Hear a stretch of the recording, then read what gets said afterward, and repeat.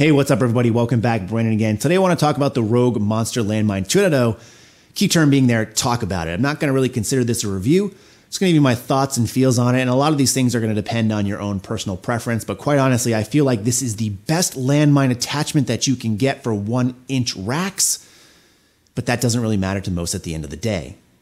So what do I mean by that? Like in most cases, Rogue tends to overbuild things from over-engineering, putting nicer finishes on, and this is no different. This thing is super nice. I mean, take a look at how it attaches here just using a hand screw, which you can easily remove and put anywhere on your rack.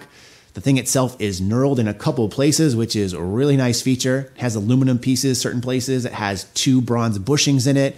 It has black Cerakote. It has black zinc. It's super fluid. It's super nice. Yet it doesn't really matter to most. And I'll explain what I mean by that. Because when you take a look at a landmine, it's a very simple piece of equipment. Usually it's something that attaches to something that's more stationary, whether that be a rack or a set of weight plates that are set up on the floor. It then has 2 other pieces of metal with some sort of joint that allows it to kind of pivot back and forth. And that's all you really need. So yes, over-engineered, yes, overbuilt, but is it actually worth it? So this landmine I'm looking at today runs for $125.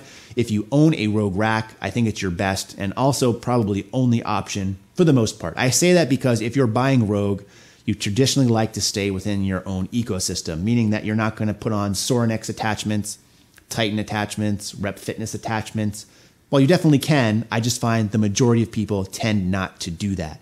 So if you're sticking within the Rogue ecosystem because you have a Rogue Monster rack, this is the only rack attachable landmine that they sell. They don't sell a basic or dumbed down version for the Monster series. Now they do have other versions which are available for the Monster Light series, but those use 5/8-inch hardware. They don't have any of the nice features in terms of the thumb screw, the knurling, the aluminum, the bushings. It's literally just a band peg with 2 pieces of metal bolted together on at the end. And although it's not as nice, it's for the most part just as functional. Yes, it's not as nice looking, it's not as fluid, but at the end of the day when you use it, which for most people a landmine is part of some assistance program, isn't that much, it might not necessarily make a difference if you upgrade. However, in Rogue's case, I think it does make the sense to upgrade if you do have a Monster rack. Number one, again, it's the only thing available to you. And even if they offered a dumbed down version, a more simplistic version like they offer for their lower class series, those ones still run for $95. So for just $30 more, you get all the nice features I just mentioned, which isn't very much in Rogue dollars. $30 is really cheap. So again, it's your only option and it's your best option. Now, if you're the type of person who has another rack that has 1-inch hardware and it's not Rogue, again, I still think this is probably the best one you can buy, but you have to ask yourself, is it worth it? How often are you going to use it? And do you really need some of the features and the fluidity that it comes with? For the most part, if you're one of the ones who look to get more budget things and try to save money, you're going to be better off elsewhere buying something from, let's say, Rep Fitness or Titan Fitness. If you just want the best of the best, I think the Rogue option is out there, although there is another option from Sorinex that is somewhat similar in terms of being overbuilt and over-engineered. I don't think it's to the level that Rogue has been able to do on theirs, and the Sorinex version is more expensive, as tends to be in most cases as well.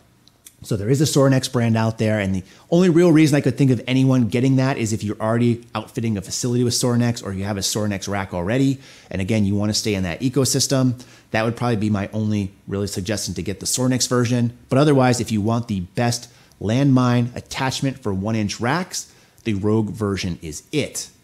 But again, you're going to get the same functionality and features from pretty much any other 1-inch landmine attachment that's a much more simple. And for instance, the Rep version I think is around $50. The Titan version is around $50. So it's about, more than half the price less than this Rogue version. Now, personally, I'm the type who likes to spend the money on things. I like how it looks a lot better. It doesn't clang around as much. I don't have to tighten it like I had to do my older ones, which either were attached via the weight stack or attached via the rack using a band peg. So for me, it was worth the investment. I was already getting things through Rogue anyways. And again, I do think it's the nicest on the market out there. But again, at the end of the day, it's probably not going to matter that much to most people. So hopefully that gives you a little bit of insight into this. Again, I think it's a great piece of equipment to have. In general, landmines come in handy for me a couple times a week with certain exercises. But for most people, it's not worth breaking the bank if something cheaper will do and you're on a budget. So hopefully that makes sense. I don't know if I sold you or convinced you not to buy it either way. Let me know in the description box below. But in the meantime, as always, Thanks for watching, and stay big.